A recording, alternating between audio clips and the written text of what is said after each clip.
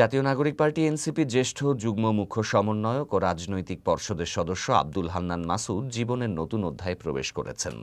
NCP এই নেতা অনেকটা চুপিসারে সেরে ফেলেছেন বাগদান সম্পন্ন হয়েছে বাংলাদেশ গণতান্ত্রিক ছাত্র সংসদ নেত্রী শ্যামলী সুলতানা জেদনির সাথে।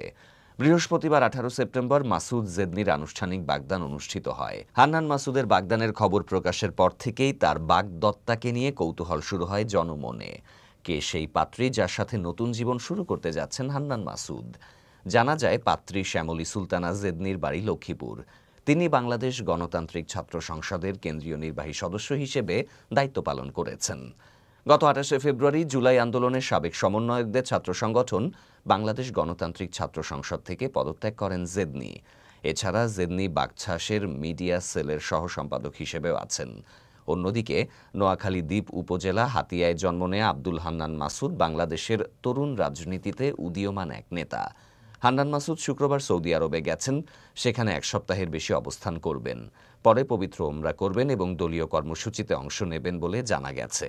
2023 সালে তার রাজনৈতিক জীবন শুরু হয়।